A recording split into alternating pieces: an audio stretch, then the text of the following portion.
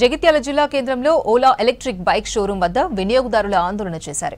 Showroom పక్కనే ఉన్న గోదాంలో service కోసం ఇచ్చిన వాహనాలు 100కు పైగా నెలలుగా పేరుకుపోయి ఉండడంపై వినియోగదారులు ఆగ్రహం వ్యక్తం చేశారు. మార్గ మధ్యంలో ఎక్కడికక్కడ ఆగిపోతున్న స్కూటర్లను ఆటోల్లో తీసుకొచ్చి షోరూం ముందు ఉంచి నిరసన వ్యక్తం చేశారు.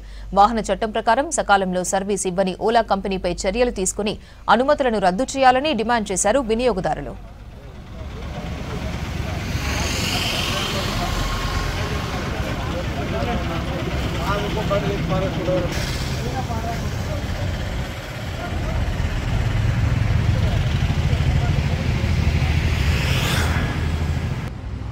జగిత్యాల పట్టణంలో ఓలా షోరూమ్ నుండి దాదాపుగా ఒక 80 మంది కస్టమర్ల కంటే ఎక్కువ మంది వెహికల్స్ కొన్నారు. వాటిలో హబ్ మోటార్ ప్రాబ్లం ఉందని గత 4 నెలల నుంచి కంపెనీ నుంచి ఎలాంటి రెస్పాన్స్ లేదు. దాదాపుగా 100కు పైగా ఓలా వెహికల్స్ అన్నీ ఇక్కడ పక్కకు పడేసి ఉన్నాయి.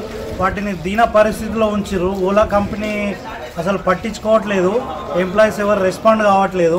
కాబట్టి ప్రభుత్వం పట్టించుకొని వాహన చట్టాల ప్రకారం ఓలా కంపెనీ యొక్క అనుమతిని రద్దు చేయాలని మేము కోరుకుంటున్నాం.